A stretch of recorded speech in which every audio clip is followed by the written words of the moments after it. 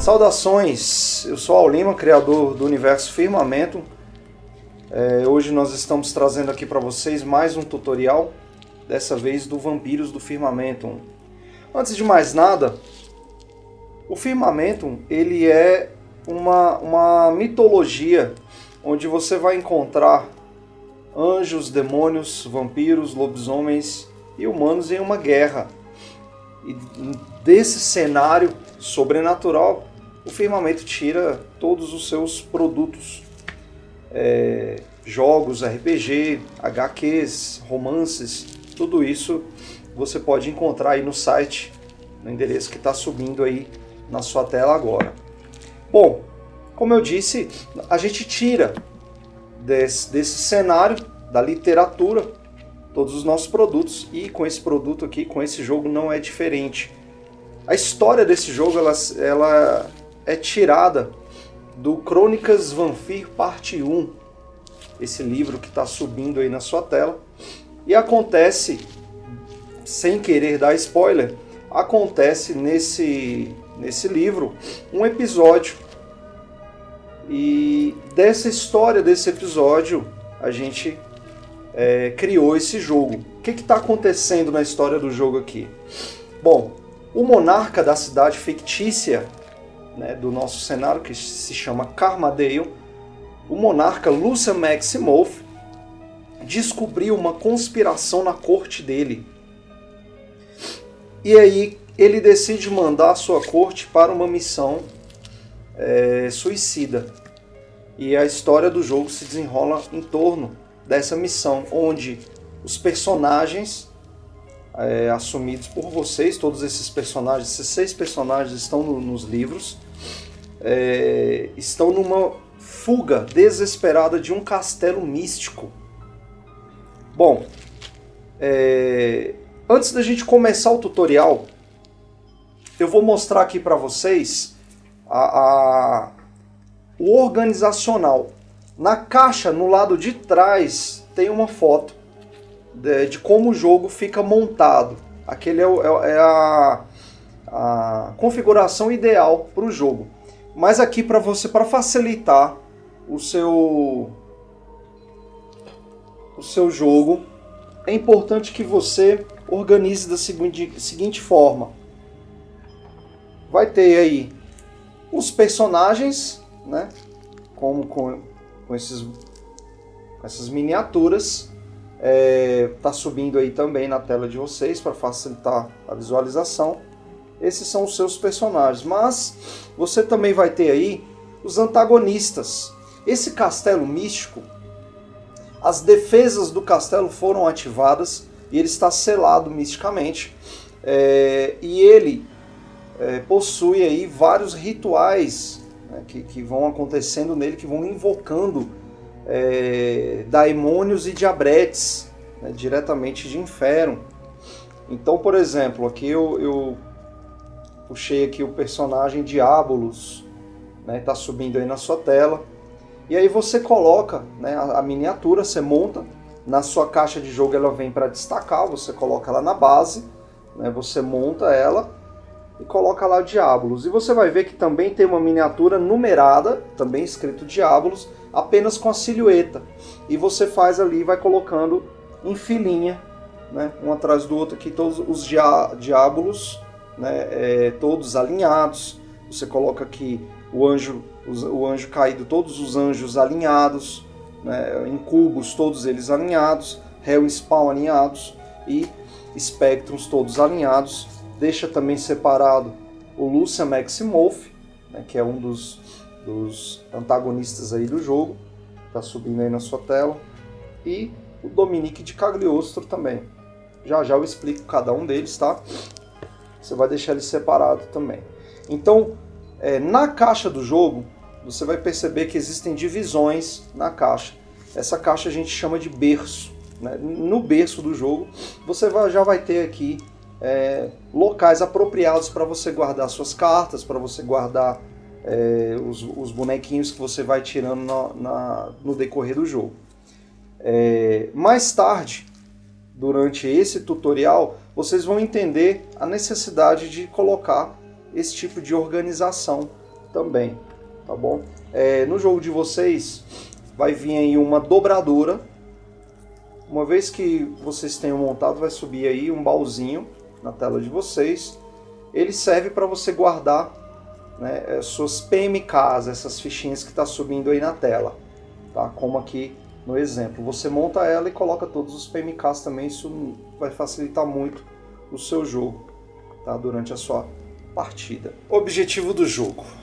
Bom, o Vampiros do Firmamento é um grupo de vampiros, como eu disse, que foram enviados nessa missão suicida.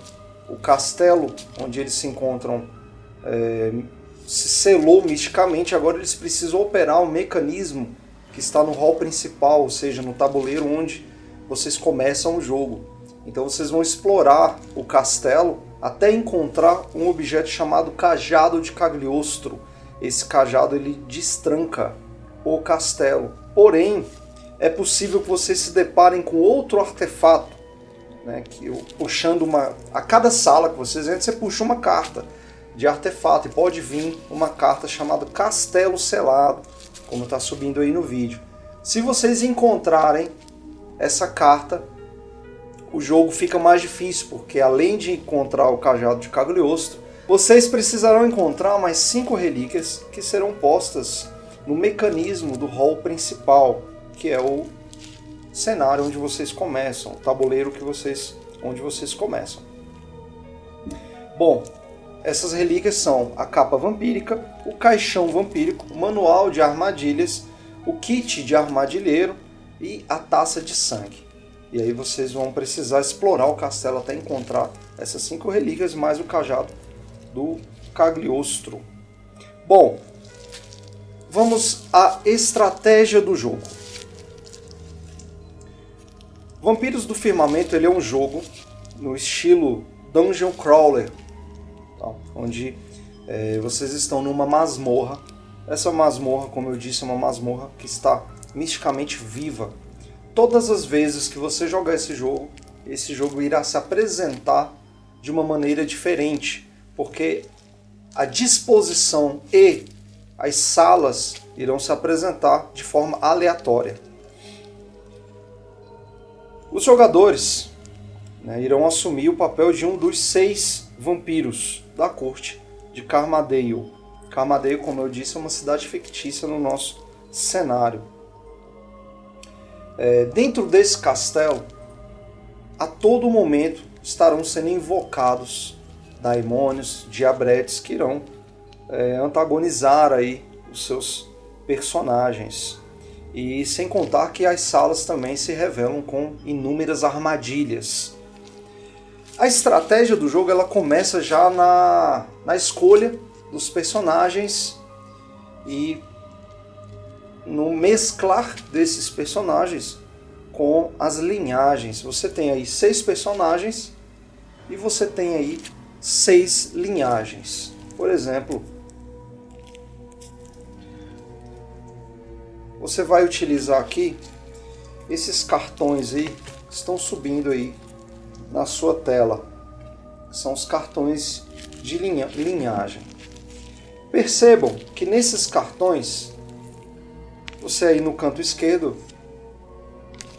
vai ver aí alguns atributos: ataque, defesa, movimento, espírito, corpus. Bom, você também vai ter aí as cartas de personagem, certo? Tá subindo aí na tela de vocês, tem uma cartinha para cada personagem. Aqui, por exemplo, eu peguei a cartinha do Alexander von Morse. Você pode escolher qualquer cartão de linhagem e combinar o Alexander em qualquer um dos cartões. Aqui esse cartão, por exemplo, é o cartão Transcendido. Perceba que o Transcendido ele tem ataque 1, defesa 2, movimento 2, Spiritum 2 e Corpus 3. E o Alexander von Morse, como aí tá mostrando na tela de vocês, na ficha dele, tem aí ataque 1, defesa 2, movimento 2, espírito 2 e corpus 3. Então quando você soma os atributos do Alexander com os atributos da linhagem, você vai ter ataque 2, defesa 4, movimento 4 e por aí vai. Porém, se você pegar o mesmo personagem, o Alexander von Morse, e mesclar ele, em vez do Transcendido, aqui no Nosferatu, ele já vai se tornar um personagem diferente. Certo? Ele vai para aí ataque 3, já mudou o ataque. A defesa dele vai para 5, né? Também mudou. Então muda todos os atributos aí, porque você vai somar os atributos da carta com os atributos do cartão de linhagem. Ok? Então a tua estratégia já vai começar aí. Você vai decidir se você vai querer ser um personagem mais ágil, um personagem mais combativo, um personagem, né, mais místico, através da soma dos atributos. Se você quer um personagem com esses atributos potencializados, se você vai querer um personagem equilibrado, enfim, qualquer... com essa mesclagem aí. Bom, outro fator estratégico no começo do jogo é a escolha das místicas. No Firmamentum, a mística, a grosso modo falando, é o poder de cada personagem. Tá? Para você utilizar esse poder, você precisa gastar pontos de mística, que é essa fichinha que está subindo aí na sua tela. Então, como eu disse, você vai ter determinado número de atributo do personagem somado ao atributo da linhagem. Com essas místicas você pode ou suprir aí uma necessidade, né, do seu personagem, algum atributo que você sentiu que ficou um pouco defasado, ou você pode ainda equilibrar o seu personagem ou ainda potencializar algum dos atributos. Você vai usar a mística aí para poder continuar a sua estratégia. A mística, além do custo de energética, ela tem um custo inicial para você comprá-la. Eu vou explicar mais à frente. Só que vocês só terão uma chance de comprar essas místicas. As místicas, elas têm 3 tipos de mística.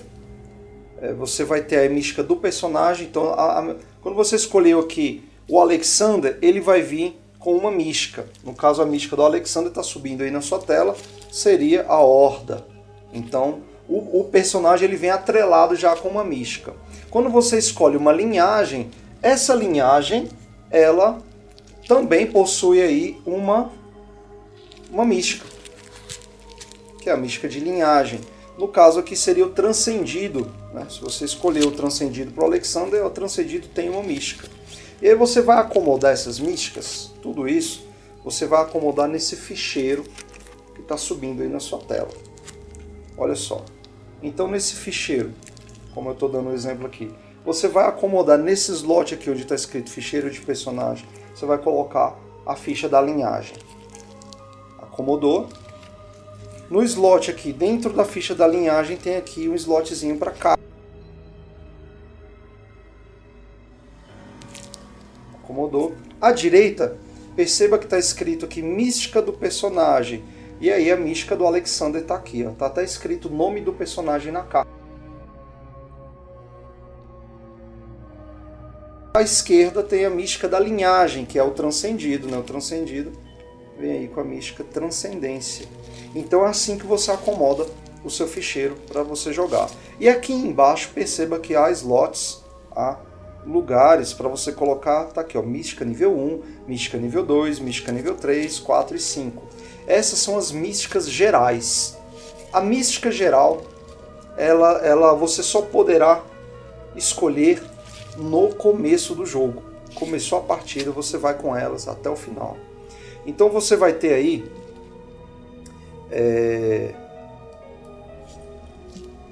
Amorços, Immortatus, Exoderme, Celerus e Mortis. Então cada uma dessas místicas ela vai fazer uma coisa diferente. Ela vai agir primordialmente nos seus atributos e vai equilibrar, né? Se porventura ficou algum atributo desequilibrado aí. Então ela vai te auxiliar nessas rolagens. Esses atributos eles servem para você fazer rolagens. Você vai jogar o dado e somar com seus atributos. Então essas místicas vão te auxiliar nesse sentido. Então, de acordo com a sua estratégia, se você quer equilibrar, se você quer potencializar, se você quer enfim, suprir uma necessidade que ficou para o seu personagem, a hora é agora de você equilibrar, potencializar ou suprir. Bom, então para você adquirir essas místicas gerais, né, que é essa que está abaixo aqui do seu ficheiro, lembrando que à direita está a sua mística de personagem e à esquerda está a sua mística de linhagem. A mística geral você tem aí 5 pontos para gastar. Você pode ter uma única mística de nível 5, você pode ter uma mística, por exemplo, de nível 4 e uma de nível 1, você pode ter uma mística de nível 3, uma de nível 2, ou uma mística de nível 3 e duas de nível 1, enfim. A combinação do nível dessas místicas, ela tem que dar 5 ou menos. Bom, a mística de personagem, ela durante o jogo não pode ser combinada com a mística de linhagem, tá? Mas você pode combinar uma mística geral com uma mística de personagem ou uma mística geral combinar com uma mística de linhagem. Bom, uma vez que você escolheu os seus personagens, né, pode ser o Alexander von Moss, eu vou falar mais sobre eles, né, pode ser a Desiree, o Steliel, a Lady Rubra, o Dimitri ou o Sultão Jack. Uma vez que você escolheu as suas linhagens, pode ser Transcendido, pode ser Strigoi, pode ser Draculia, pode ser Nosferatu, Lâmia, pode ser Transcendido ou Alucard.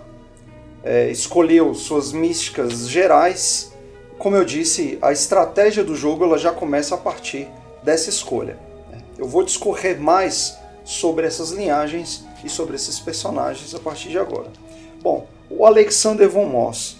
O Alexander von Moss, ele é um personagem que ele vai atacar de longe. Então você vai ter 2 personagens no jogo que atacam de longe, 2 personagens armadilheiros e 2 personagens que atacam corpo a corpo. E o Alexander von Moss, ele é um desses personagens que ataca de longe, né? O segundo personagem que ataca de longe é o Steliel Vanir, que é o nosso alquimista aí, né? Então o Steliel Vanir ele arremessa poções de ataque, o Alexander ele invoca morcegos aí que atacam o inimigo, então dessa forma eles atacam de longe.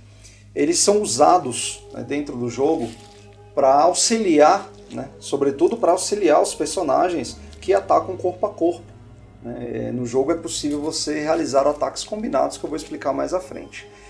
Os personagens que são de ataque corpo a corpo são a Lady Rubra e o Dimitri Savage. E os personagens armadilheiros, né, como operar, desarmar armadilhas, eu vou explicar mais à frente, a Desiree von Moss e o Sultão Jack, são os personagens mais ágeis aí. Tem também 2 personagens especiais, que é o Dominique de Cagliostro e o Lucian Maximoff. O Dominique de Cagliostro, ele é o vampiro mais antigo da mitologia do Firmamento a estar ainda ativo, porque na mitologia do Firmamento a maioria dos vampiros muito antigos eles estão hibernando, né? E o Dominique de Cagliostro ele já tem aí 1 milênio de existência e ainda está ativo.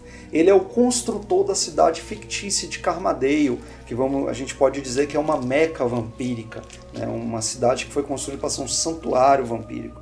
E nessa corte dos vampiros da cidade de Carmadale existe um monarca, né? O líder dos vampiros, que é o Lucian Maximoff, que é esse personagem que está subindo aí na sua tela. Bom, tanto o Lucian Maximoff quanto o Dominique de Cagliostro não estão disponíveis aos jogadores, porém eles vão aparecer no seu jogo aí para tentar impedir essa fuga, tá ok? Vou explicar as linhagens do jogo aí. Você tem aí a linhagem Transcendido. Ela tem uma mística própria, certo? A linhagem Transcendido, ela é própria, né? Ela se adequa melhor a personagens que atacam de longe, mas você pode combinar qualquer linhagem com qualquer personagem. Bom, nós temos aí a linhagem também do Lamia. O Lamia é uma linhagem que se utiliza da alquimia como forma aí de praticar a magia primordial dentro do universo do firmamento. A alquimia permite ao personagem, seja ele qualquer personagem que você combinou aí com a linhagem Lamia, permite a esse personagem fabricar poções que podem ou curar, né, ou potencializar os atributos do personagem. No momento da criação, né, de uma poção, você vai rolar um dado, somar o atributo espírito do seu personagem, mais o atributo espírito da linhagem, né, e você vai precisar, a soma desses três fatores, ser igual a 8 ou mais. Se você tirar o 8 na soma geral ou mais, você conseguiu fazer aquela poção. E aí, antes de fazer a poção, você tem que escolher qual que é o atributo que você quer potencializar, ou se você quer fazer uma poção para curar. Caso o alquimista queira fazer uma poção de cura, ele vai curar a razão de 1 ponto, né, de corpus, né, que é a vitalidade do personagem, a gente chama de corpus, por nível de PMK que ele gaste. Então essa fichinha PMK que está subindo na sua tela, ele vai aí ganhando, de acordo com as ações dele, essas PMKs, e ele vai gastando também para se utilizar dessas poções, né? Então ele pode gastar em uma só poção até no máximo 3 PMKs. Se ele gastar 3 PMKs naquela poção, aquela poção vai aumentar o atributo em 3. Né?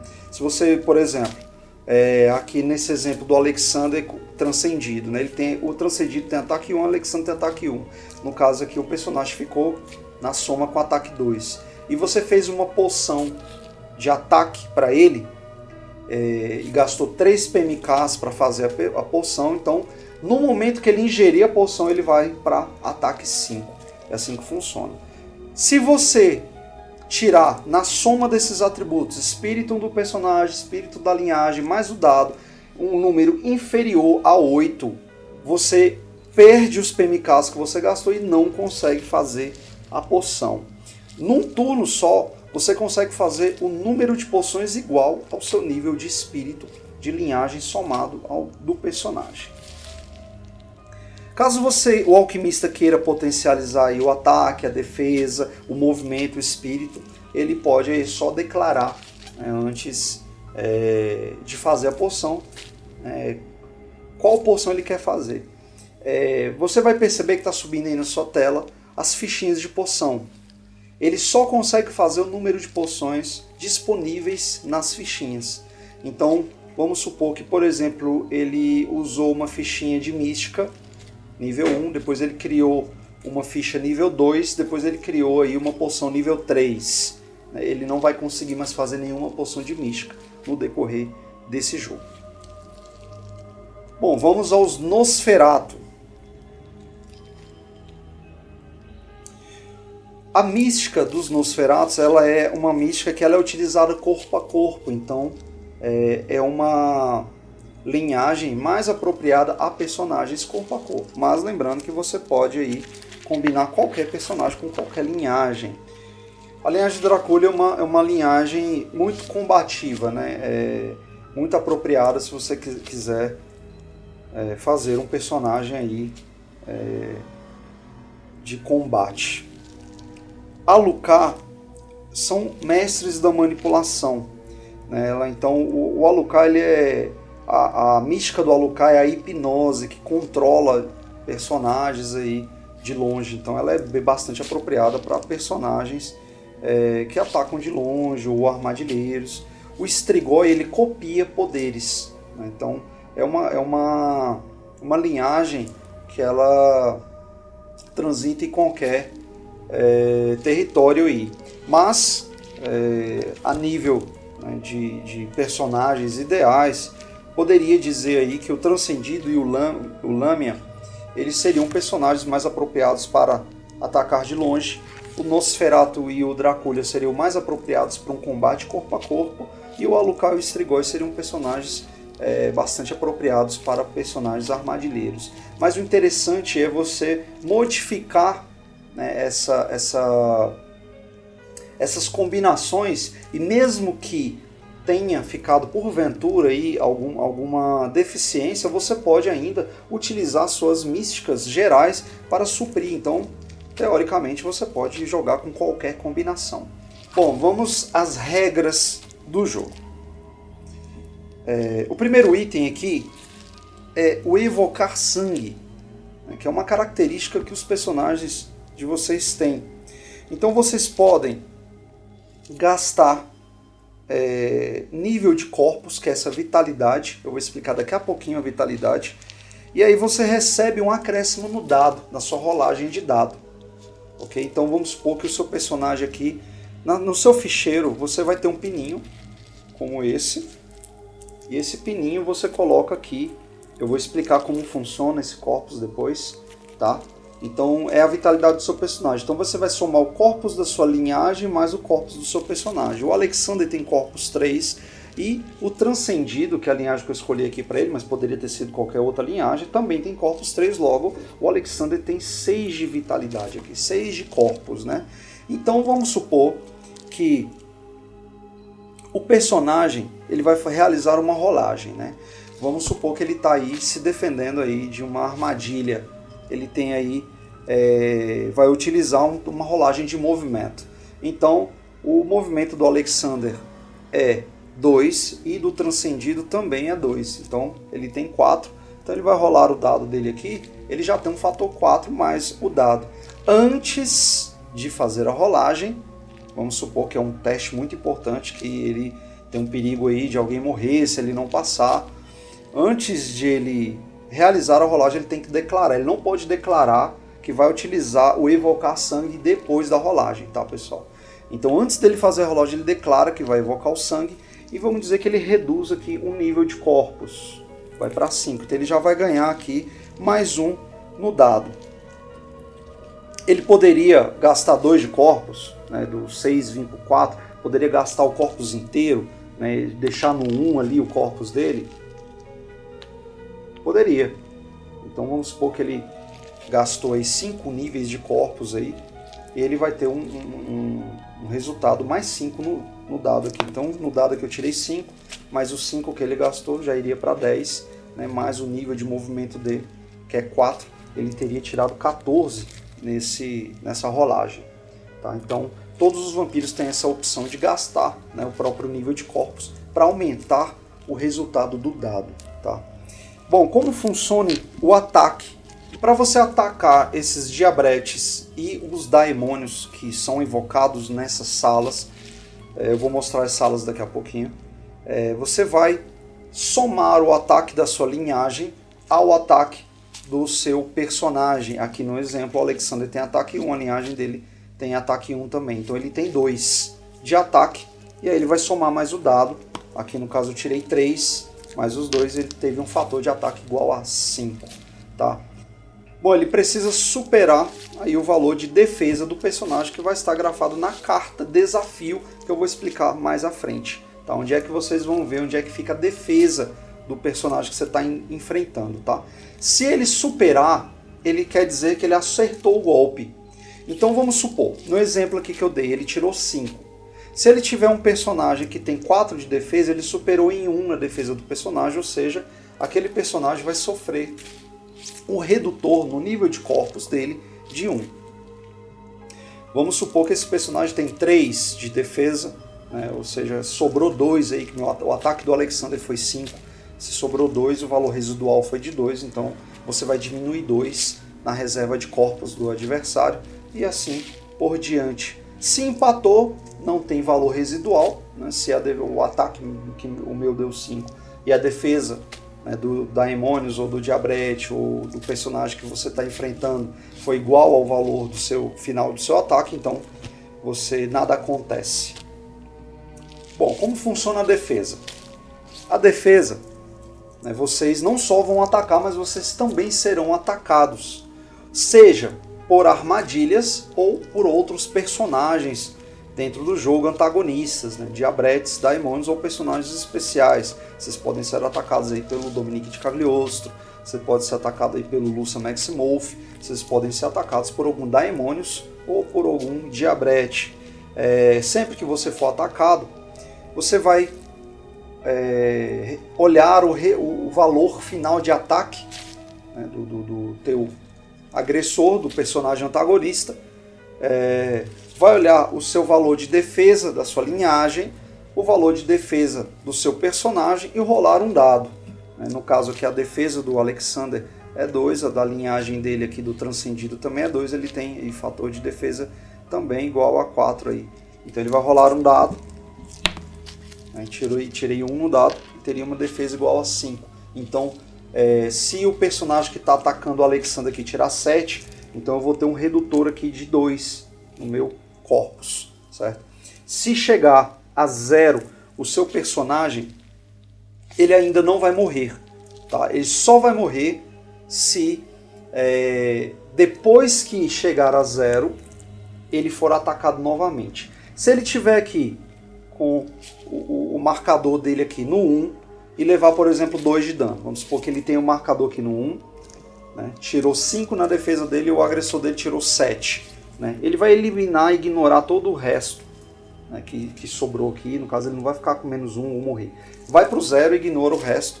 E aí só se ele for atacado novamente ou se alguma armadilha o ferir, enfim, se ele tomar algum dano a mais, é que ele vai realmente ser obliterado e o personagem vai ser retirado do jogo.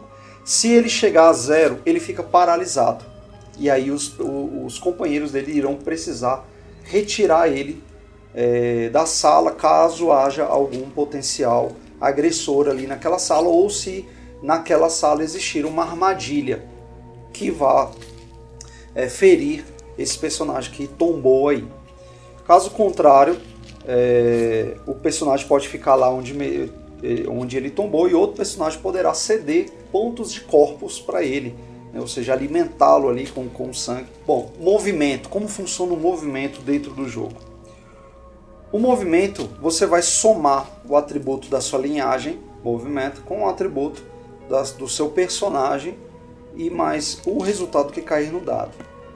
Você percebe aí que nos tabuleiros você vai ter aí esses quadradinhos, certo?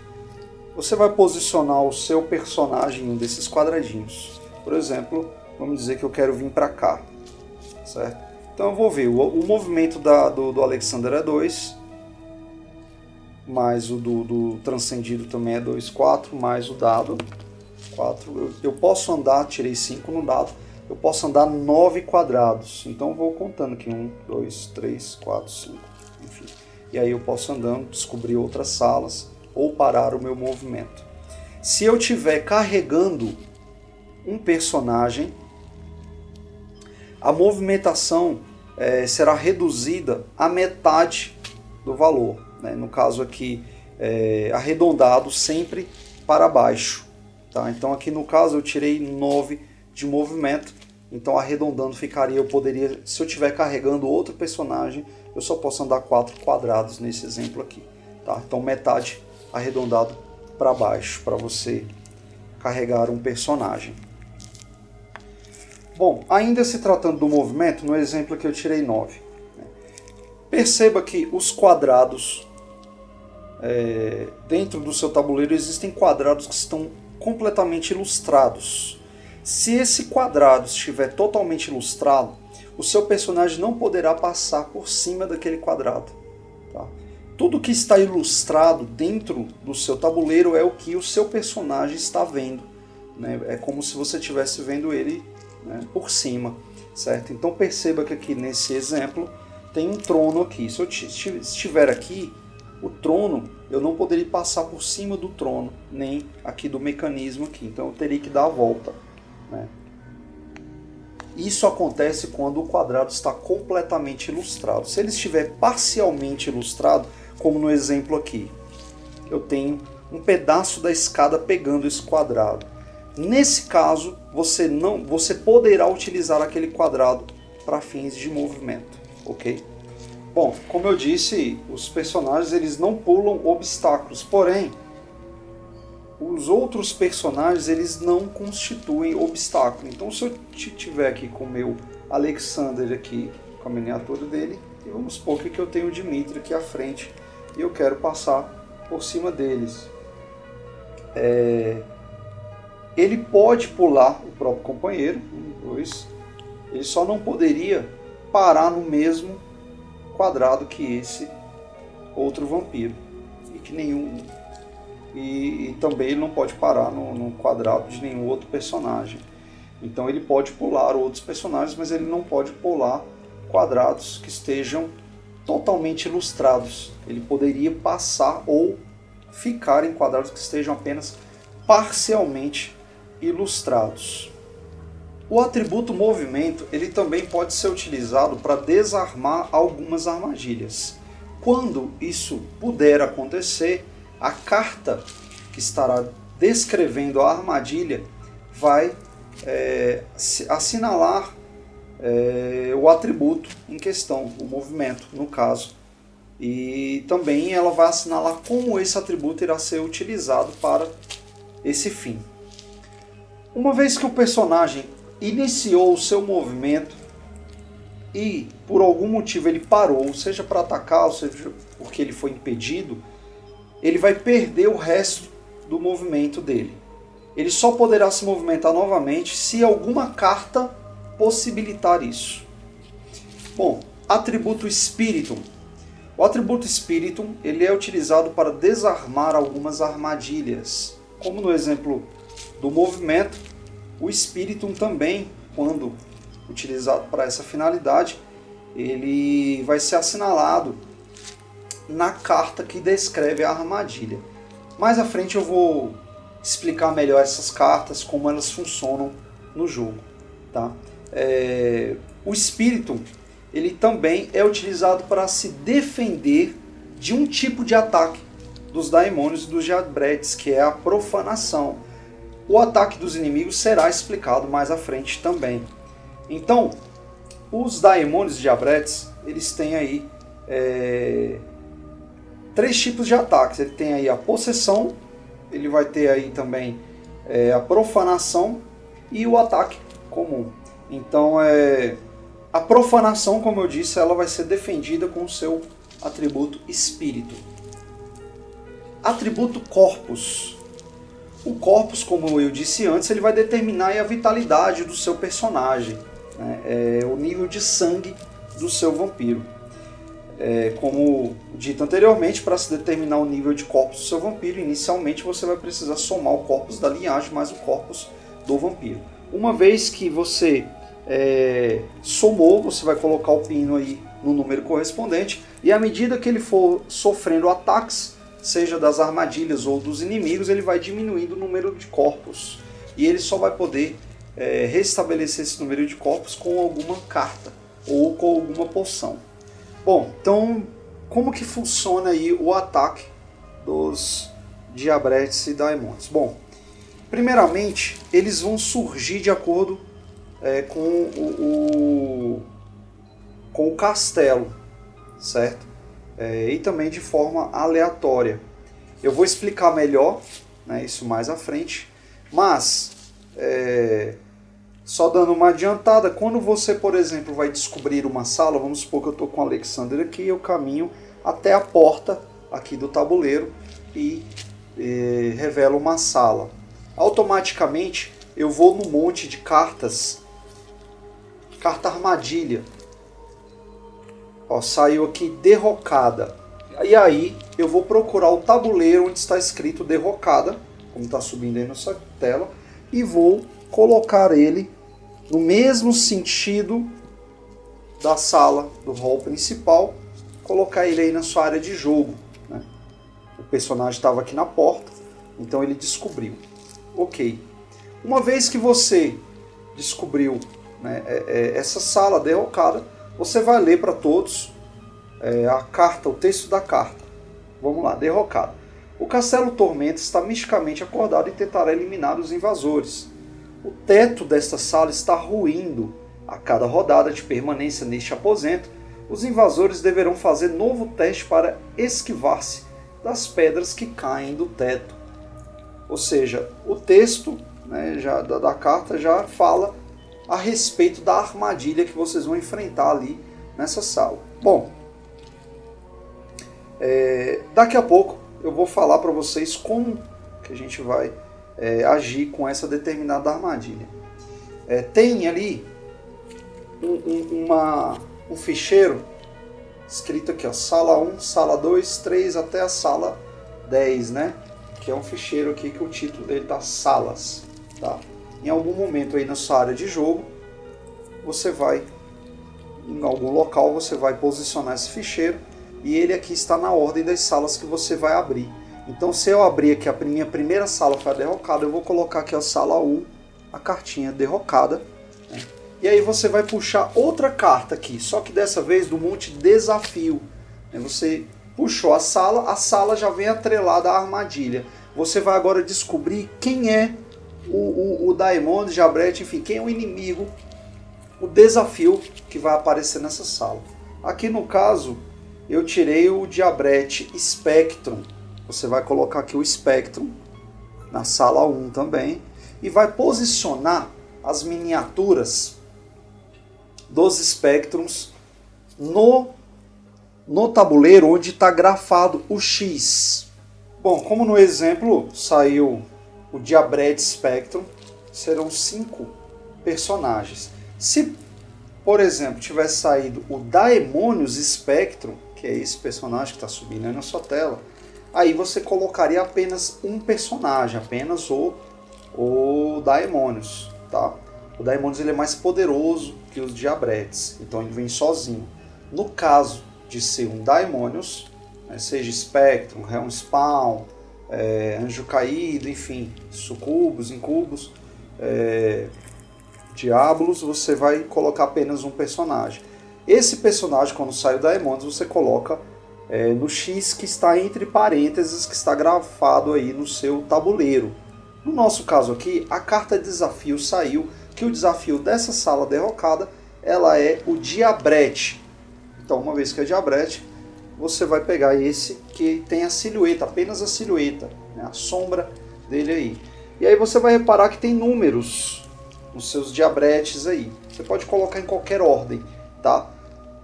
Porém, você vai colocá-los onde há um X grafado aí no seu tabuleiro. Então tem o Diabrete 1 aqui, qualquer ordem. Deixa eu ver onde é que está o X aqui. Diabrete 2, o Diabrete 4, aqui outro X, Diabrete 3, outro X e cadê o último X aqui? Diabrete 5. Ok, então você aí povoou aí a sua sala. O Diabrete, os Spectrums, na carta vem falando o valor de ataque, defesa, né, o valor de movimento, o de espírito e o de corpos desse Diabrete aí. Bom, como que funciona aí o ataque, né, dos Daemonios e dos Diabretes, né? Então, os dois atacam de maneira absolutamente igual. Quando os personagens, os vampiros, né, os personagens dos jogadores, no caso os seus personagens, terminam, né, o grupo inteiro termina aí suas ações, aí é a vez dos inimigos, tá? Então eles agem por último aí no turno. Para determinar essa ação do Diabrete ou do Daemonius, algum dos jogadores do seu grupo vai aí realizar uma rolagem para cada um deles, tá? Que para cada um, tanto desse, se tiver outros tabuleiros aí também com outros monstros, então uma rolagem para cada desafio que estiver no tabuleiro. Então ele vai lançar um dado preto. Esse dado preto, ele vai determinar, de acordo com essa peça aqui, tá? Que é chamada de oráculo, ele vai determinar qual que é a ação que o Daemonius, né, ou o Diabrete irá fazer, né? Vamos supor aqui, ó, eu vou jogar aqui o dado preto, tirei 2. O 2 está aqui, ó, 1 e 2, ele está atacar. Então eu já sei que esse, o Diabrete 1, que eu rolei dele aqui, o Diabrete 1, ele vai atacar. E aí agora eu vou rolar o dado vermelho para determinar qual vampiro esse Diabrete vai atacar. Eu tirei 3 no dado. O 3 aqui, ó, corresponde ao Dimitri. Automaticamente o Spectrum 1, né, o Diabrete 1 vai se transladar até a frente aqui do Dimitri. Bom, como saiu aqui no dado preto 2, está falando que ele vai atacar, então o Diabrete atacou o Dimitri. Você vai ver aqui o valor de ataque, né, desse Diabrete, que é 6. Eu preciso agora me defender, né, mesmo que não esteja no turno aí dos vampiros. O vampiro que foi atacado automaticamente, imediatamente irá se defender. Então o Dimitri vai fazer uma rolagem, o dado dos vampiros aqui, o dado branco. Obtive 2 no dado. O Dimitri, você vai olhar aqui a ficha do Dimitri, né, o personagem que está jogando com o Dimitri, ele tem defesa 2 na ficha dele. E aí você vai ver aqui a linhagem que o Dimitri está combinado. Aqui no caso eu peguei aleatoriamente Nosferatu, que tem defesa 3, certo? Então minha defesa dá 5 do Dimitri, mais o dado que eu tirei deu 7. O ataque do meu Diabrete, que foi de 6, ele não foi suficiente para gerar dano no Dimitri. Porém, o Dimitri ele conseguiu se defender e sobrou 1, que a defesa do Dimitri é 7 e o ataque foi 6. Então esse dano ele vai ser revertido contra o atacante. Então agora quem vai sofrer o dano aqui por esse ataque mal sucedido é o Spectrum, né, o Diabrete Spectrum. Onde que você vai anotar esse dano? Aqui nesse ficheiro aqui, ó. No seu jogo veio uma canetinha como essa, tá? Onde você vai riscar aqui, você vai procurar aqui, ó. Tá aqui nessa ficheiro de estatísticas, certo? Você vai procurar aqui, ó, Spectrum 1, que foi o caso do Diabrete, né? Se for o Daemonius, você vê que ele tem uma grafia diferente, né? Mais rebuscada, maior. É a grafia que vem primeiro, ela é destinada aos Daemonius. Né? O Diabrete já é essa menorzinha aí. Então quem foi? O Spectro 1 que atacou. Então você vem aqui, você vê que ele tem 6 de vitalidade. Você vem aqui e risca o 1 aqui, certo? Uma vez que esse Spectro morreu, você vai retirar, ou que o jogo acabou, você tem aí esse feltrozinho que veio aí no seu jogo, mas qualquer flanela, qualquer panozinho você consegue limpar aí, ó.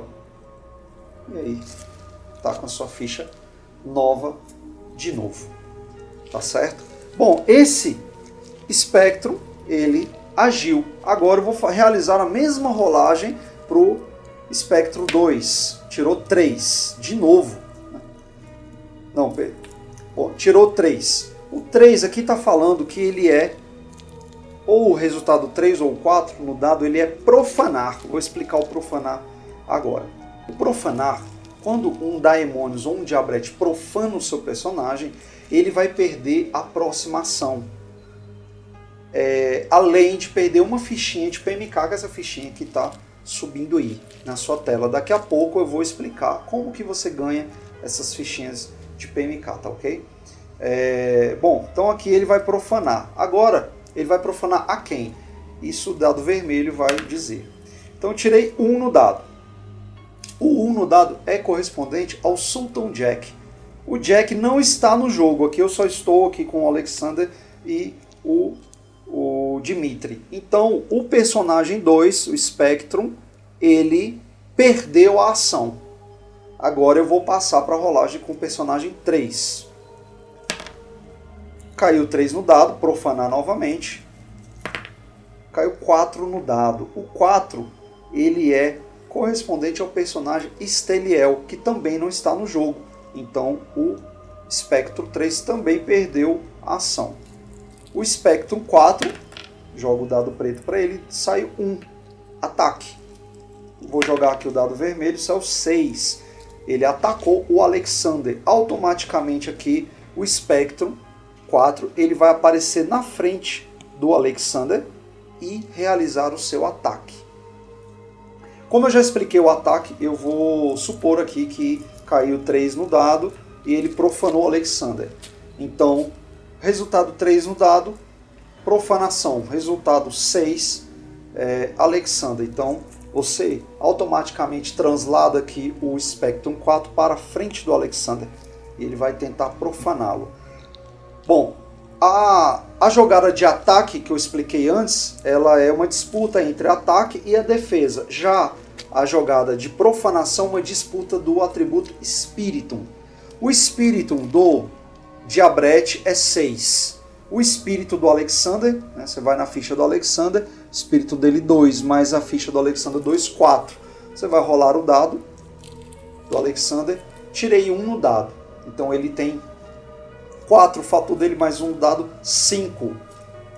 Como o espírito do Diabrete é 6, logo o Diabrete foi bem sucedido e conseguiu profanar o Alexander. Ou seja, agora o Alexander vai perder sua próxima ação, além de ter que pagar um PMK aí para as reservas do jogo. Tá ok? Falta apenas agora o personagem 5, né? O Spectrum, Diabrete número 5. Eu jogo o dado preto aqui para ele. Tirou 4. 4, profanar. E o dado vermelho, 3, Dimitri. Então ele vai tentar profanar, automaticamente ele vai se transladar lá para o lado do Dimitri e vai tentar profanar o Dimitri. Como eu disse, a disputa é de Spiritum. Então o Spiritum do Diabrete é 6, o do Dimitri você vai somar que o espírito da linhagem dele, que é 2, mais a do personagem, que também é 2, 4, mais o dado branco deu 3, então deu 7, ou seja, o Dimitri foi bem sucedido e não foi profanado, nada acontece. Tá? Como funciona? Ele tem 3 tipos de ataque, né? A gente viu aqui o ataque normal, a profanação e existe também a possessão, tá?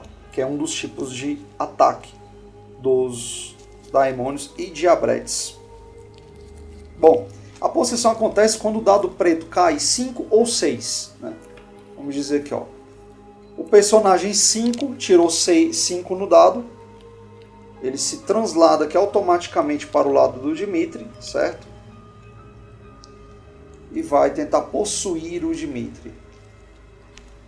O processo é o mesmo dos outros tipos de ataque. O ataque é uma disputa entre ataque e defesa. A profanação é uma disputa entre o atributo Spiritum. E agora na possessão uma disputa de corpos. Então você vai fazer aí uma rolagem de corpos. Tá? A rolagem no caso do personagem do Dimitri você vai ver aqui, ó, o nível de corpos do Dimitri é 2, o nível de corpos do Nosferatu é 2, então logo ele bota aqui o pininho no 4, certo? Então o Dimitri tem 4 de corpos. Já o Spectrum, ele tem 6 de corpos. Bom, pessoal, o corpus do Dimitri, ele tá aqui 4, né, que é a junção, aí, a soma do Nosferatu, que é a linhagem que saiu para ele aqui, e o nível de corpus do Dimitri. Então, se o Dimitri estivesse ferido, né, tivesse com corpus 3, no caso aqui, ele ia somar 3 ao dado. Se ele tivesse com corpus 2, ele ia somar 2 ao dado. Ou seja, você vai olhar o nível atual de corpus do teu personagem. O mesmo acontece com o Daimons ou Diabrete, tá? Se aqui esse Diabrete estivesse ferido, ele não estivesse com corpus total de 6, estivesse com 3 de corpus, por exemplo, o nível de ataque dele, de corpus dele, para essa possessão seria de 3. Ou seja, quanto mais ferido o Daimonis ou o Diabrete está, mais difícil é ele conseguir realizar uma possessão. E o personagem em contrapartida, o vampiro, quanto mais ferido ele estiver, mais difícil é para ele conseguir resistir a uma possessão. No caso, os dois aqui estão com seu nível de corpos intactos, né? O Dimitri aqui tem 4 de corpos, vai fazer uma rolagem, tirou 5, né? No caso, aí na soma deu 9 de corpos. O corpus do Spectrum é de 6, logo, como o nível de corpus do Spectrum é inferior ao resultado do corpus do Dimitri, o Diabrete Spectrum, que não consegue realizar essa possessão e perde a vez, nada acontece. Caso o Diabrete ou o Daimonios consiga realizar a possessão, você vai transladar o seu personagem, colocar ele de frente do personagem aliado, seu mais próximo, e realizar um ataque simples. Como assim um ataque simples? Sem o uso de místicas ou de artefatos, tá? Você só vai ver o nível de ataque ali do Dimitri e ele vai atacar o Alexander. Na próxima rodada, assim que acabar aqui a ação dos Diabretes, dos Daimonios, o Dimitri já estará livre dessa possessão. Ela dura apenas um turno. Bom, pessoal, como eu mostrei aqui no exemplo, os Daimonios ou os Diabretes, eles se posicionam automaticamente ao lado, né, do personagem que foi indicado pelo dado vermelho. Esse posicionamento ele se dá, né, de acordo com uma regrinha que está no livro 15 aí do seu livro de regra, tá? Tá subindo aí no quadro aí na sua tela, tá? Que aí você vai ter aí, você vai posicionar ele em sentido horário, né? Eu vou dar um exemplo aqui. Vamos supor que, ó, vou retroceder aqui o jogo, tá? Eu tenho aqui o Dimitri, certo?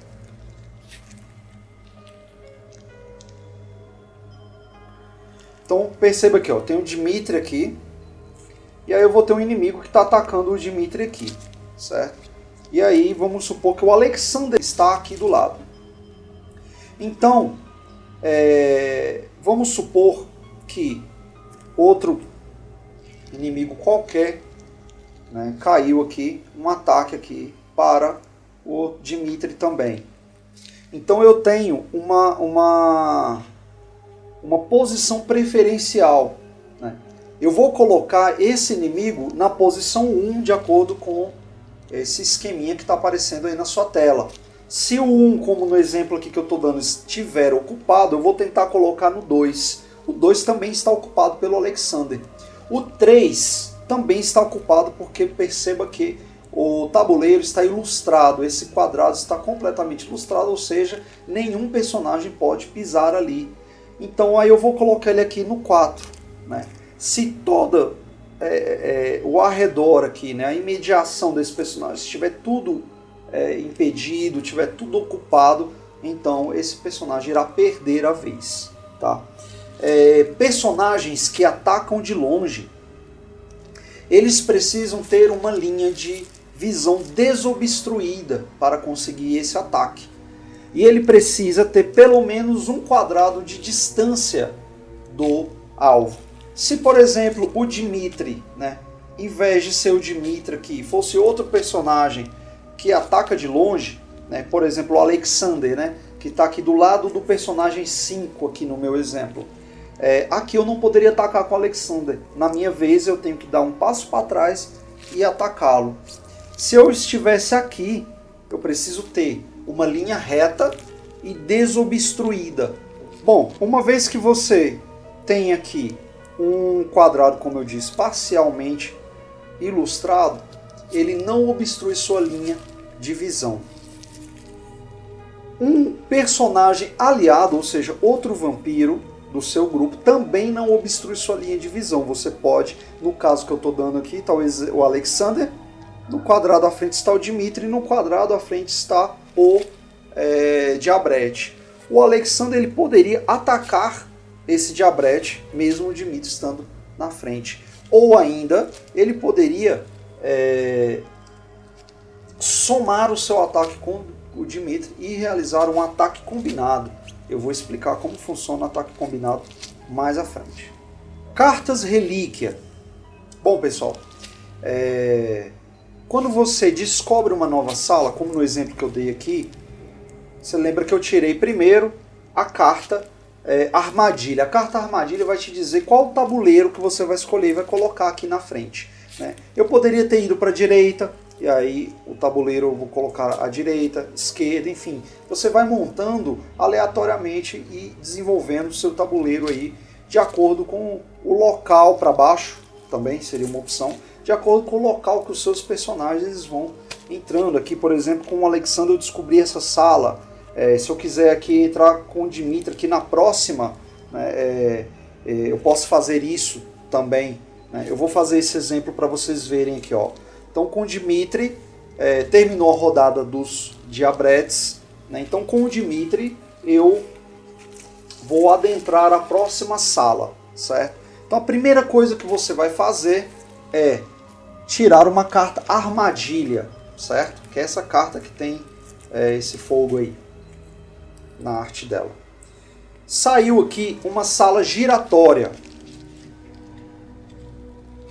Então eu vou colocar aqui, vou procurar entre os meus tabuleiros a sala onde está escrito sala giratória.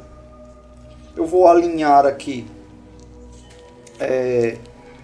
com a entrada da sala aqui, sempre no sentido onde está grafado o nome da sala, né? E aí eu vou colocar aí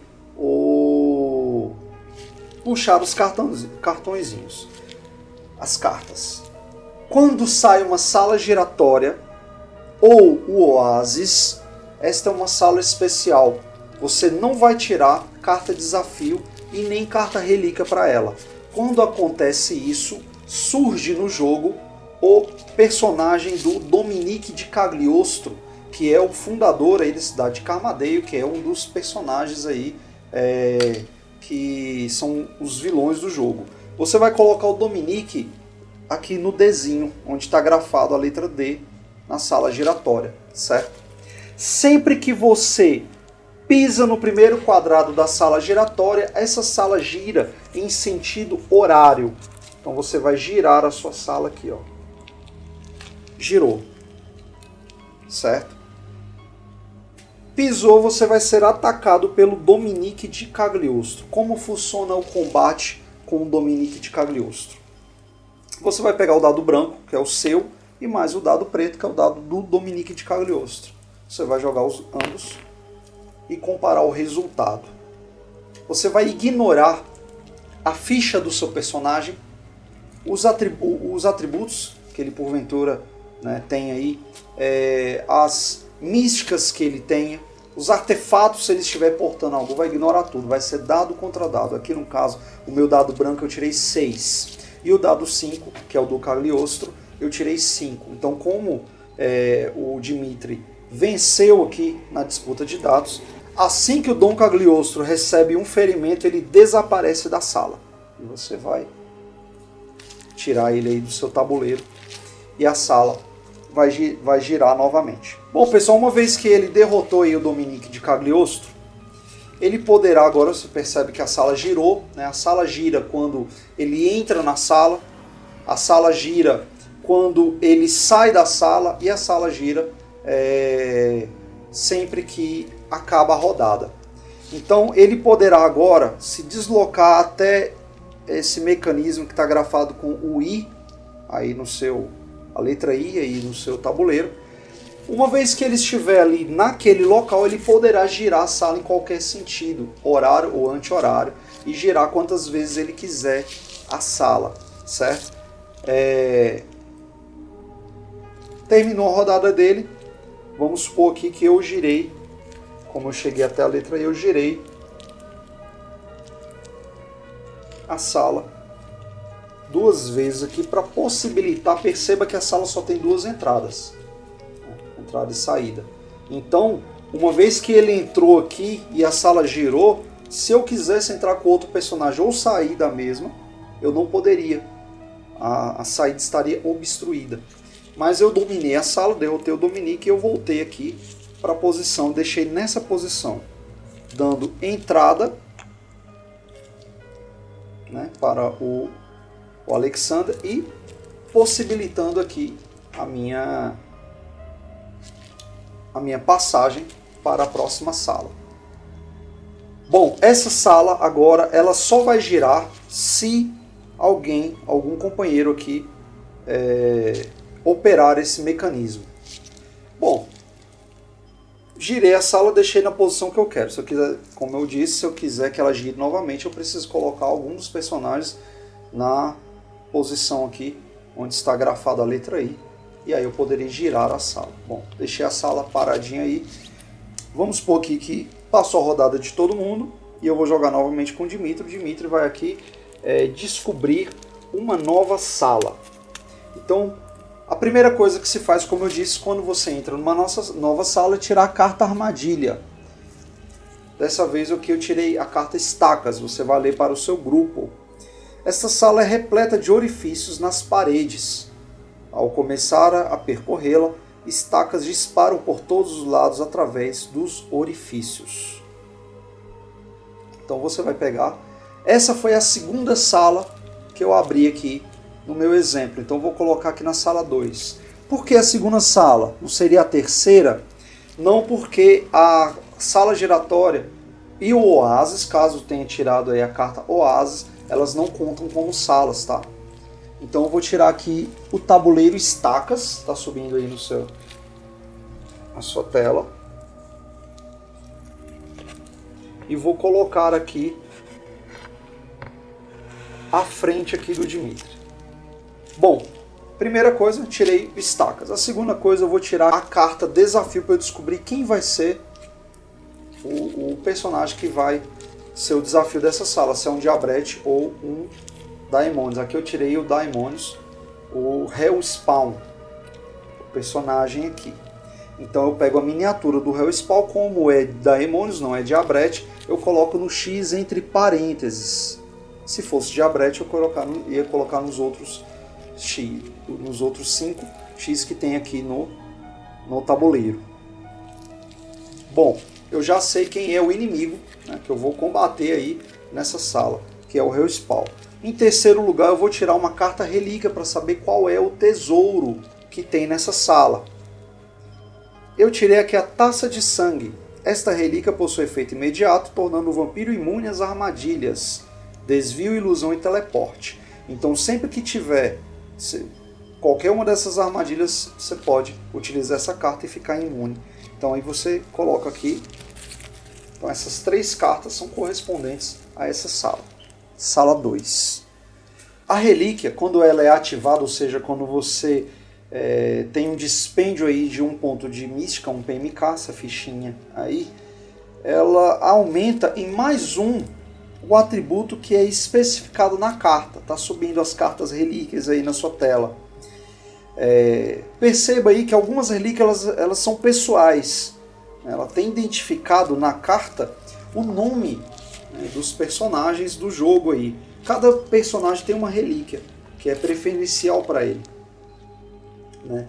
Essa relíquia ela pode ser equipada por qualquer vampiro. Porém, se essa relíquia ela foi habilitada, né, foi equipada pelo seu dono original, ou seja, pelo vampiro que está especificado no texto aí, na carta, ela concede um dado a mais em qualquer rolagem do atributo especificado na carta. Ou seja, se o vampiro que está equipando aquela relíquia é o dono original dela, ele ganha um dado a mais naquele atributo. Se não for o vampiro, ele ganha apenas um aumento de mais 1 naquele respectivo atributo. Pessoal, mas tem um porém, né, nesse bônus aí, ele tem um pró e um contra. Via de regra, para equipar essa relíquia, né, para evocar o poder da relíquia, porque você pode equipar a relíquia, mas para que ela funcione dessa forma, você precisa gastar PMKs. Senão você está apenas equipando, mas naquela rodada você não está utilizando ela, você não é obrigado a usar toda a rodada. Se ela for, como eu disse, equipada pelo seu dono original, ela vai conceder um dado a mais. O custo para evocar o poder dessa relíquia vai ser especificado pelo resultado que cair no dado. Ou seja, você vai gastar em PMKs o valor que cair no dado. É um bônus que você vai ter naquele determinado atributo, porém vai ser também um gasto. Caso o personagem utilizando a relíquia não seja ali o dono original, não seja o vampiro, que é o que está especificado no texto da relíquia, ela vai custar apenas um ponto de energética, que é o mesmo bônus que ela vai aferir aí que ela vai conferir ao atributo especificado na carta. Bom, para usar o bônus oferecido pela relíquia, antes da rolagem, o jogador deve declarar que vai evocar, né, o poder dessa relíquia, né, e aí ele vai, se ele for o dono da relíquia original, ele vai rolar o dado, gastar aí o número de PMKs. Se cair no dado um valor e ele não tiver número de PMKs suficiente para ativar essa relíquia, ele vai perder um nível de corpos, mas a relíquia vai funcionar. Existem duas relíquias, que é o kit de armadilheiro e o manual de armadilhas, que eles consomem apenas um nível de energética, caso eles sejam utilizados pela Desiree ou pelo Sultan Jack. Qualquer outro personagem que for utilizar o kit armadilheiro ou o manual de armadilhas precisará consumir 5 pontos de energética. Uma vez que o seu personagem habilitar uma relíquia, ele não poderá transferi-la, né, para outro personagem, né, ou desequipá-la. Então você pode portar uma relíquia, né, achei uma relíquia, reivindiquei a relíquia da sala, mas ainda não a habilitei. Você só vai habilitar quando você colocar ali aquela relíquia ali junto com o seu personagem no seu ficheiro. Uma vez que habilitou, você não pode mais desabilitar essa relíquia. Algumas relíquias, elas não são relíquias específicas de personagens, né? Elas são relíquias gerais, que é o caso do caixão vampírico, da taça de sangue, né? Da capa vampírica, desse kit armadilheiro e o manual de armadilhas. Essas relíquias que não têm um dono específico, um dono ideal, elas só podem ser utilizadas uma vez por jogo.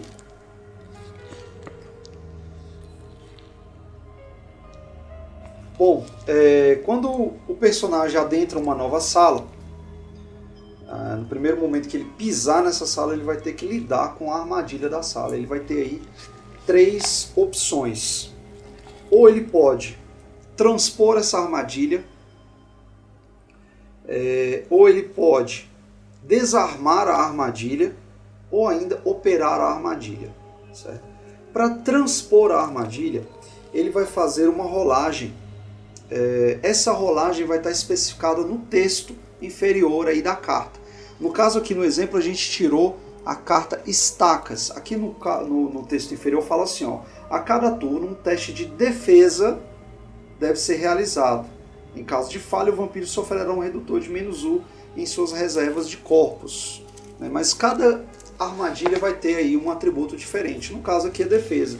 Então eu vou olhar aqui a defesa do Dimitra. A defesa do Dimitra é 2, mais 2 do Nosferatu, que é o que ele combinou, mas poderia ser qualquer outra linhagem. Nessa linhagem aqui do exemplo dá 5 a soma, e eu vou jogar o dado. Tirei o 4 no dado, deu 9 o resultado final, ou seja, eu consegui. Por quê? A dificuldade para você transpor uma armadilha é sempre fixada em 8, certo? Então você tem que tirar de 8 para cima aí. Tirei 9, ele não sofreu os efeitos da armadilha. No turno seguinte, ele vai precisar testar novamente. Todos os turnos, todos os personagens que estiverem na sala irão testar a armadilha, certo? Então aqui ele já passou no teste, ele esquivou ali das estacas, agora ele pode se movimentar e atacar e agir normalmente ou descobrir outra sala. Ele poderia tentar desarmar essa armadilha. Como que ele faz isso? ele tem que obter o resultado especificado aí no campo desarmar da sua cartinha. Dependendo da edição do seu jogo, vai estar escrito esquivar, tá? Pode estar desarmar ou esquivar, dá na mesma, tá bom? Então, nesse exemplo aqui, o esquivar, nessa carta aqui, nessa edição está esquivar, né? O esquivar ou desarmar está 7. Então, eu preciso testar aqui então a minha defesa, né? Deu 6 no dado, mais quanto 5, né? Deu 11, então eu consegui desarmar essa armadilha. Ou seja, nem eu, né, nenhum outro personagem que adentra essa sala vai precisar lidar com ela novamente daqui até o final do jogo, certo, pessoal? Bom, ele tem também uma terceira opção, que é operar essa armadilha. Se ele conseguir operar essa armadilha, a armadilha vai surtir efeito agora não mais sobre os seus companheiros, mas sobre os desafios, né, os monstros, os daimons ou diabretes ou personagens especiais que lá estejam. Para que ele faça isso, o personagem tem que se posicionar nessas setinhas que tem aí, né? Cada sala tem aí uma, duas setinhas, que é o mecanismo, né, da sala. Então ele vai colocar o personagem aqui, coincidentemente a setinha já está aqui onde ele já estava.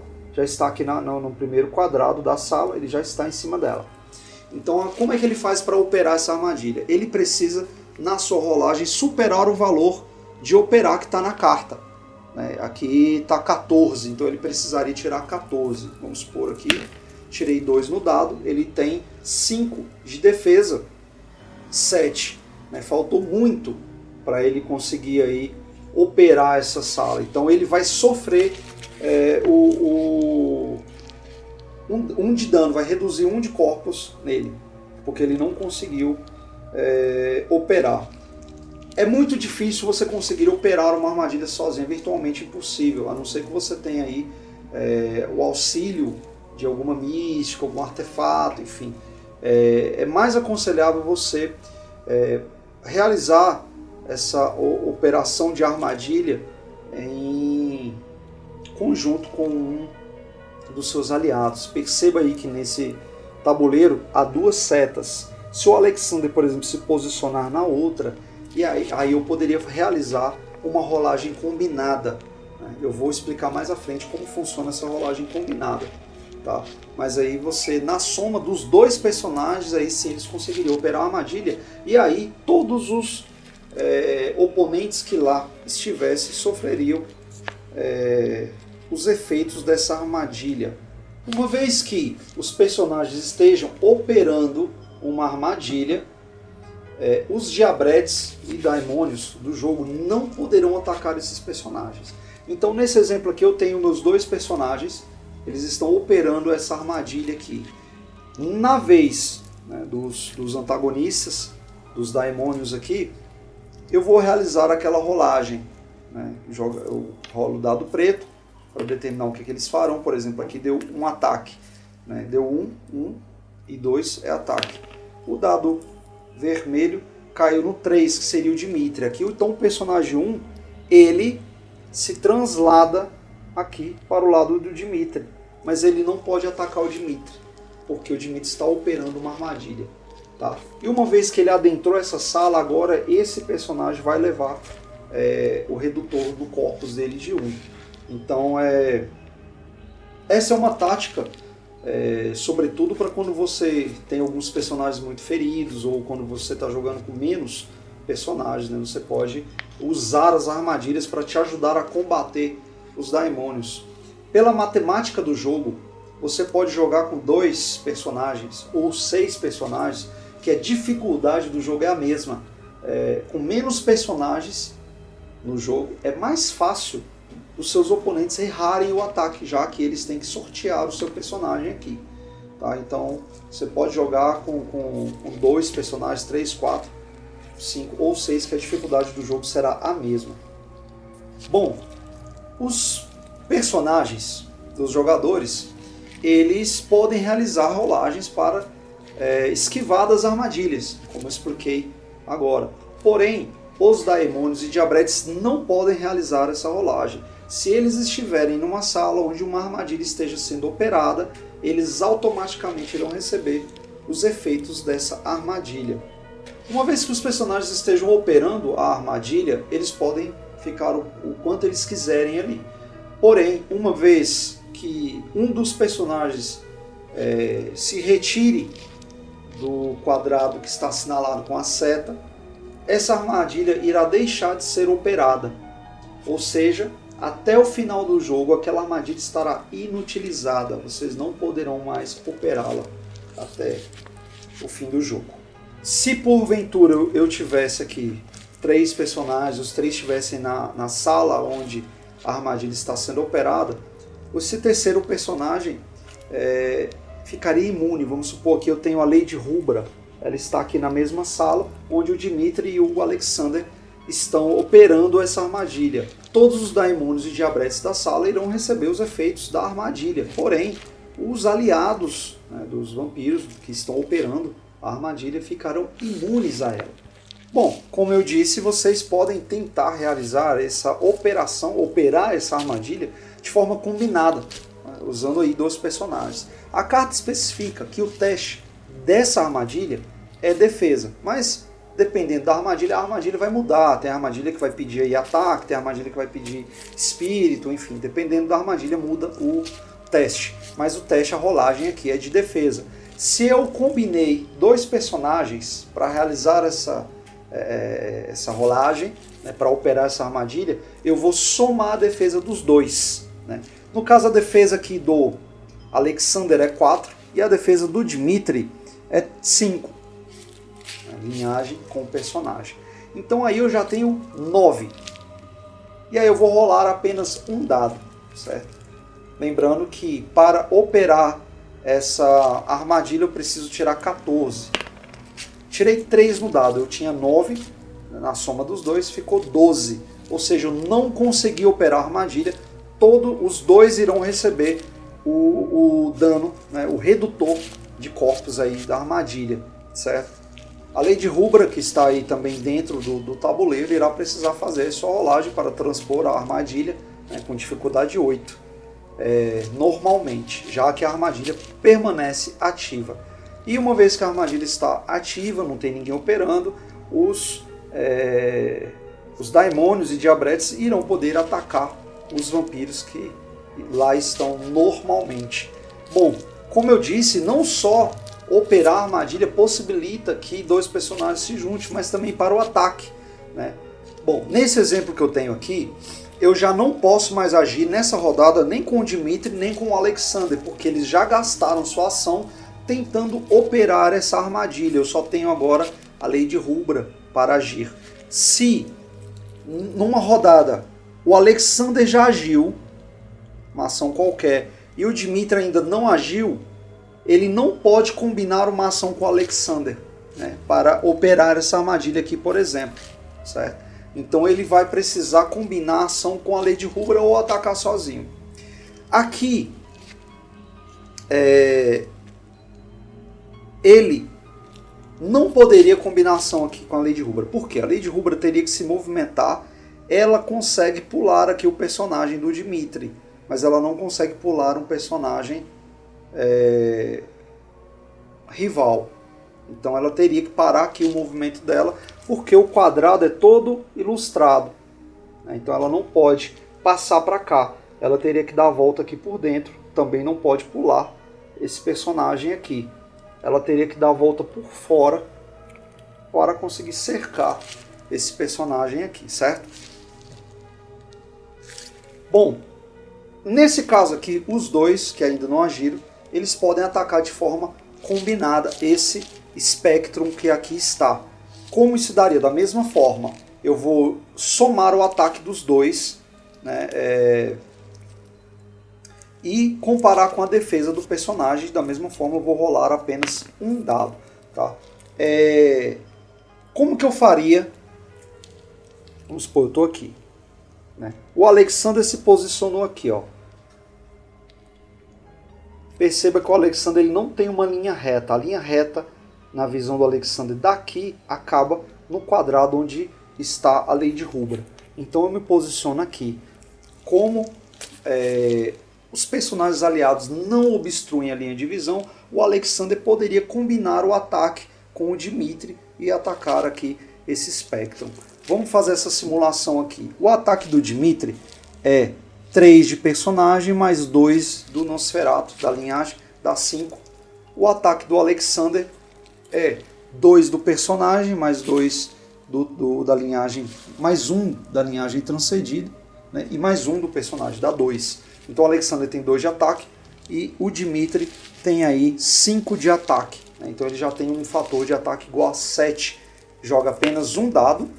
Retirei aqui o resultado 1 no dado. Então deu 8 de ataque. A defesa do Diabretes Spectro 1 aqui é igual a 6, ou seja, o meu deu 8, eu passei 2 aqui na defesa dele. Então esse Spectro aqui, o Spectrum, ele já tinha tomado aqui um de dano no turno anterior, porque ele não tinha conseguido atacar. Então ele toma mais 2 aqui, ó.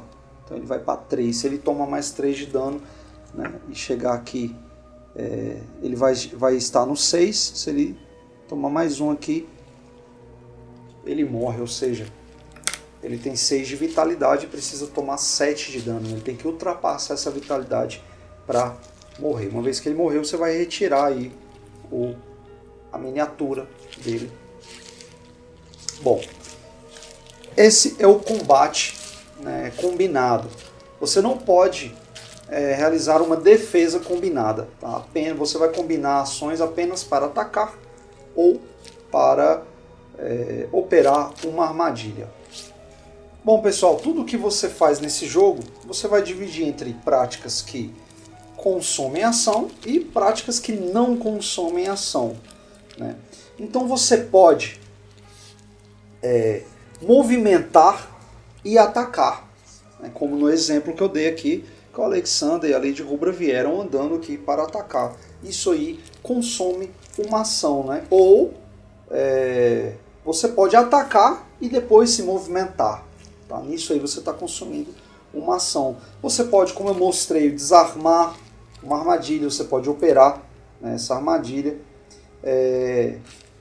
Eu mostrei que você pode transpor uma armadilha, né, com a dificuldade fixada em 8. Se você conseguir transpor, ou seja, tirar 8 ou mais no seu teste, nesse exemplo aqui do Stacas era a defesa, né? Tirou a defesa 8 aí para cima, você transpôs, aí você não perde sua ação, tá? É uma prática que não consome ação. Mas, se você tirou de 8 para baixo, tirou 7 para baixo, quer dizer que você não conseguiu transpor e a armadilha feriu você. O efeito da armadilha incidiu sobre você e aí sim você perde ação. Tá? Quando você realiza um ataque combinado, ambos perdem a ação. Ou seja, eles já realizaram uma ação, mesmo vale para a armadilha, né, combinada. Quando você carrega um companheiro que está tombado ali para fora ali do combate, da sala, que está com a armadilha, por exemplo, aqui, vocês viram que no exemplo eu não consegui desarmar essa armadilha e nem consegui operar essa armadilha, ela está ativa. Se, porventura, o Dmitri aqui, cair com o Dmitri, cheguei a 0 aqui de corpos, certo? No próxima rodada, essa sala vai acarretar mais uma de diminuição de nível de corpos. E o Dmitri não poderá realizar a rolagem de defesa, porque ele caiu, né? Ele está com 0 de corpos. Então ele vai perder o personagem. Então, se não tiver ninguém para carregar o Dmitri de lá, o jogador, infelizmente, vai acabar saindo da partida. Então um dos personagens irá ter que carregar o Dmitri para fora da sala, né? Que está com uma armadilha ativa. Ou eles terão que desarmar a armadilha antes que ela inflija dano, inflija aí a diminuição de corpos no Dmitri. No caso do personagem carregar o Dmitri para fora, isso aí consome também uma ação. Bom, lembra que eu disse que você tira 3 cartas, né? Quando você entra numa nova sala, você tira a carta desafio, para determinar qual que é o inimigo que você vai enfrentar. Você tira a carta armadilha para determinar qual que é o tabuleiro e você também tira aí uma carta relíquia. Lembra que eu mostrei aqui que foi a taça de sangue. Você só pode reivindicar essa relíquia quando não tiver nenhum monstro, nenhum Daemonios, nenhum Diabrete, ou seja, nenhum inimigo nessa sala. Aqui, no caso, eu não posso reivindicar ainda porque há um Helmspawn. Suponhamos que aqui o Alexander está fora da sala e o oráculo determinou que esse Helmspawn vai atacar o Alexander. Ou seja, a sala ficou vazia. Não tem nenhum Daemon, Diabrete, não tem nenhum oponente nessa sala. Quando não há nenhum oponente na sala, qualquer um dos personagens pode reivindicar a relíquia dela. Porém, ao fazer isso, ele gasta uma ação. Outra ação também, outra prática que vai consumir sua ação é criar uma poção, seja ela de ataque, seja ela de qualquer atributo ou de cura. Bom, para criar uma poção, o alquimista ele vai realizar uma rolagem do espírito, do seu valor de espírito do personagem, mais o espírito da linhagem, dificuldade 8, assim como na armadilha, vai jogar um dado e somar com o resultado. Se ele for bem sucedido ou não, enfim, só o fato dele tentar criar essa poção, ele já vai consumir aí uma ação.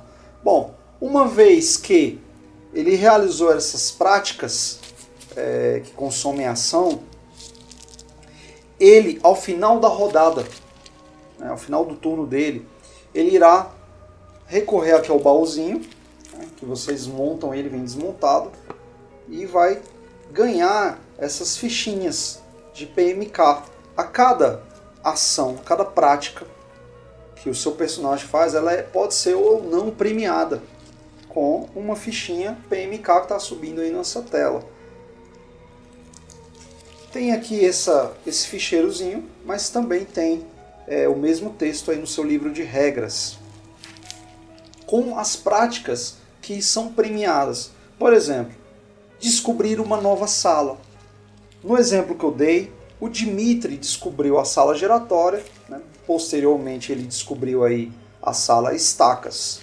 Então, quando qualquer personagem descobre uma sala, aquele personagem já ganha uma fichinha de PMK e assim por diante. Combater um Diabrete, só de combater, não precisa vencer ou destruir o Diabrete.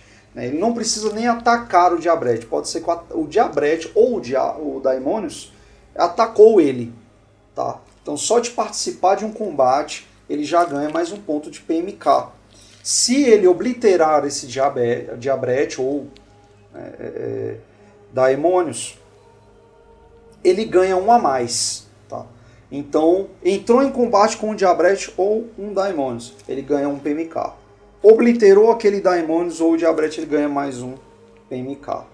Aqui, no caso, o Dimitri combateu o Dominique de Cagliostro, ele ganha mais um PMK por isso, e por aí vai, equipar uma relíquia. Aqui, a Lady Rubra requisitou a relíquia da sala, né? Ela não ganha até que ela equipe essa relíquia. Quando você oblitera um Daemonios, em vez de você ganhar um, você ganha 2 PMKs. E aí você vai seguir essa ficha aí para premiar as ações aí. Esses PMKs você vai utilizar para evocar suas místicas, para ativar suas relíquias e para fazer poções. E quando você evoca o poder do sangue, você também utiliza aí uma PMK. Quando você cai numa armadilha, você também, enfim, tem várias utilizações. Sempre que você precisar gastar um PMK, a carta em questão ela vai te dizer, ela vai assinalar que você vai gastar aquela PMK, enfim.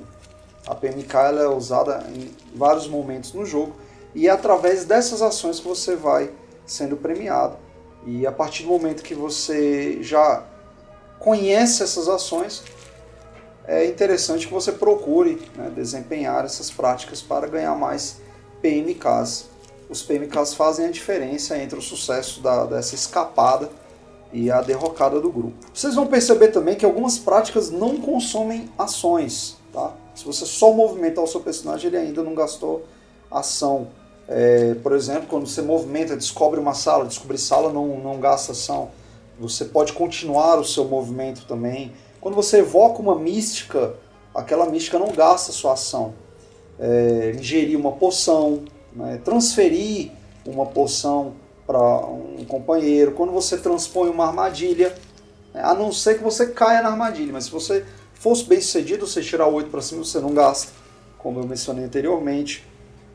Passar uma relíquia ou uma poção para um companheiro também não gasta ação, desde que vocês estejam corpo a corpo, tá? Quando vocês têm uma relíquia e querem equipar essa relíquia, também não gasta ação. O poder do sangue, quando você quer evocá-lo, também não vai gastar sua ação, né? Como eu disse, descobrir uma sala. Bom, pessoal, existe uma carta desafio que é um personagem especial, que é aí o Lucian Maximoff. Ele tem regras específicas para enfrentá-lo, assim como o Dominique de Cagliostro. Bom, suponhamos que aqui na sala Estacas saiu aqui o desafio Lucian Maximoff. O Lucian Maximoff, como eu disse, ele tem aí regras próprias. Então eu vou colocar ele aqui no X entre parênteses, certo?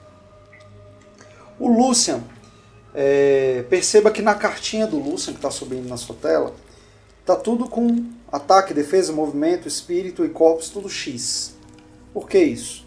O Lucian, ele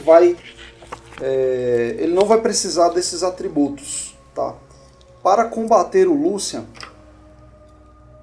você vai calcular o nível de corpos do Lucian, somando o nível máximo de corpos de todos os membros do grupo, estando eles na sala ou não. Ou seja, todos os jogadores vão ver aí seu valor máximo de corpos e somar. A ficha do Lucian está aqui, ó. É a última aqui. Então, se todos os personagens estiverem presentes, ele vai ter ali 26 pontos de corpos. Bom, o Lucian, para atacar ou para se defender, ele vai jogar 3 dados, retirar o resultado inferior. No caso eu tirei 2, 3 e 6. Você tira o resultado inferior e soma os outros 2 dados. Então o ataque e defesa, enfim, qualquer rolagem que o Lucian faça, ele vai somar 2 dados. Então aqui, por exemplo, nesse ataque dele, ele tirou 9 de ataque aqui. A defesa, a mesma coisa. Eu vou jogar a defesa dele aqui, eu vou retirar o pior resultado. Curiosamente, deu o mesmo valor, 9. O Lucian, ele também fica paralisado se o corpus dele chegar a 0. Se no ataque de vocês, vamos supor que o Lucian aqui está já com 2 aqui. Vocês já enfrentaram ele, está com 2. E você desferir um ataque que deu 3 de dano no Lucian. Ele vai ficar, ou seja, com menos 1. Ele vai retirar o 1, né?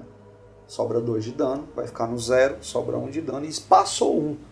Ou seja, ele vai ficar com menos 1. Se ele ficar negativo, você obliterou o Lucian. Só que isso não é interessante. Por quê? Quando o Lucian é obliterado, o Dominique de Cagliostro destrói o castelo. O castelo vai começar a ruir. Então o jogo vai virar uma corrida contra o tempo. Já era uma morte súbita ali. O jogo já era uma corrida contra o tempo, agora vai virar uma morte súbita. Ou seja, a cada rodada, o castelo que está ruindo vai infligir 1 de dano em cada um dos personagens. Todos os personagens, no começo da rodada, precisarão realizar uma rolagem e tirar 6. Se eles não tirarem 6, eles receberão esse 1 de dano. Uma das salas do castelo é o Oásis. O Oásis ele vai vir aí na carta armadilha.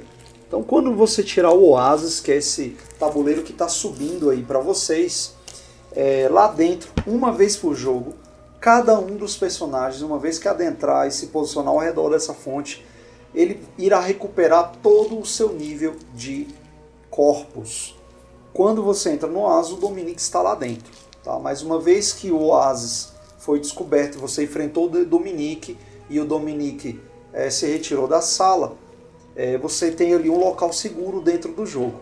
Nem os diabretes e os daimônios que porventura atacarem um personagem que esteja dentro do Oásis irão perder seus ataques imediatamente e irão perder sua ação. Bom, pessoal, o objetivo do jogo, como eu disse no começo, é encontrar o cajado do Cagliostro para fugir do castelo. Você pode encontrar esse cajado porque ele é uma relíquia, carta relíquia. Você vai puxar uma carta relíquia sempre que encontrar uma nova sala. E ele pode vir, como é aleatório, você embaralhou, ele pode vir na segunda sala, por exemplo. E aí, se eu atirar na segunda sala já acabou o cajado, acabou o jogo? Bom, ainda não. O jogo só acaba quando você encontra o cajado do Cagliostro e quando você encontra pelo menos uma vez com o Cagliostro, o Dom Cagliostro. E o Dom Cagliostro ele aparece nas salas giratórias, tem 3 salas giratórias dentro do jogo, e o Dom Cagliostro também aparece no oásis. Então, se você porventura achou o cajado de Cagliostro, deu a sorte de encontrá-lo já na segunda sala, terceira, você ainda precisa continuar se aventurando no castelo até encontrar o Dom Cagliostro. Encontrou o Dom Cagliostro, enfrentou o Dom Cagliostro, conseguiu acertar um golpe nele e ele desapareceu da sala. Você pode voltar para o hall principal do castelo e levar o cajado de Cagliostro para lá. Lá você precisa fazer uma rolagem de espírito e a soma, né, da sua rolagem tem que dar 22, ou seja, é muito difícil você conseguir operar esse mecanismo para fugir do castelo. O ideal é você fazer uma rolagem combinada, tá? 2 personagens tentando operar o mecanismo. Se você falhar para operar esse mecanismo, você não poderá mais escapar do castelo até que você encontre as outras 5 relíquias. E aí você vai ter que voltar para o castelo para procurar por essas relíquias e depois retornar ao hall principal para fugir do castelo. Existe alguns artefatos, alguns itens que diminuem a dificuldade aí de operar armadilhas, e se você já tiver encontrado essa relíquia, você pode usá-la aqui, que a dificuldade para operar esse mecanismo aqui para fugir do castelo vai cair. E aí você pode desarmar essa armadilha normalmente. Bom, como eu disse, existe, né, aí uma relíquia, né, que vai ajudar você a operar esse mecanismo do hall principal, que é o manual de armadilhas. Porém, o manual de armadilhas ele precisa ser utilizado por um armadilheiro, ou seja, pelo personagem Desirê ou pelo personagem Sultão Jack. Caso o manual de armadilhas esteja sendo operado por um desses dois, a dificuldade da armadilha irá cair. Ainda assim, você precisa gastar aí 6 pontos de energética para desarmar a armadilha, em qualquer dos casos. Porém, se você tiver outro personagem que não seja Desirê ou Sultão Jack usando o manual de armadilhas, né, ou seja, um personagem que não seja armadilheiro, aí utilizando-se do manual de armadilhas, além dos 6 pontos de energética para desarmar a armadilha, vocês ainda irão precisar dispor de mais 5 pontos de energética para poder usar o manual. Esses pontos de energética, os 6 pontos requeridos para desarmar o mecanismo que sela o castelo, eles podem ser divididos aí entre os membros do grupo.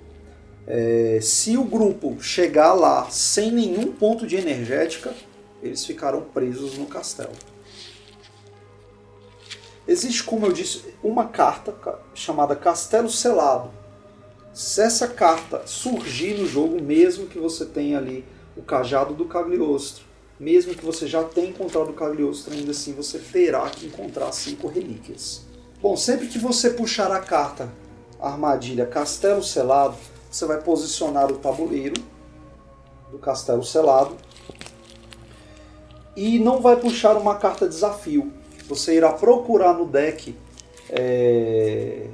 de cartas desafio a carta Lúcia Maximoff e ele vai aparecer forçosamente lá nessa sala.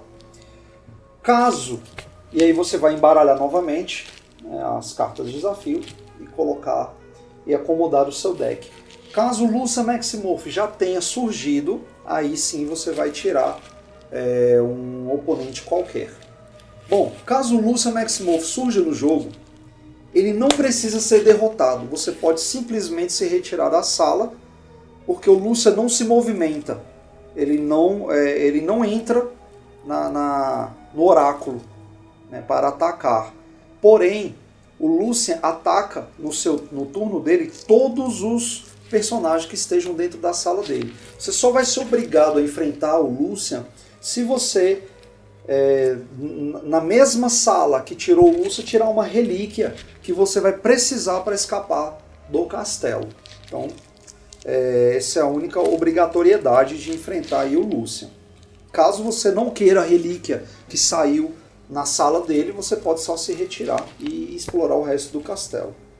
Bom, pessoal, a gente vai ficando por aqui. Muito obrigado por terem acompanhado até aqui. Lembrando que todos os produtos do Firmamento eles são retirados dos romances, então visitem o nosso site. Nós temos aí, se você gostou de determinado personagem, nós temos aí romances, livros, né, literatura, onde você vai entender e conhecer aquele personagem, vai ver os episódios que você está jogando aqui dentro dos livros, como foi que os personagens fizeram, por exemplo, nesse jogo, como foi que eles saíram do castelo, né, quais foram os personagens que ficaram aprisionados lá, quais foram os desafios, as armadilhas que eles enfrentaram, quais os daimônios e diabretes que surgiram lá no livro, como foi o combate, né? Tudo isso você vai acompanhar aí nos nossos romances. Temos eventos, HQs, card game, RPG, enfim, uma série de produtos que vão possibilitar você de continuar a sua imersão, continuar a sua experiência aí no universo Firmamento. Até a próxima!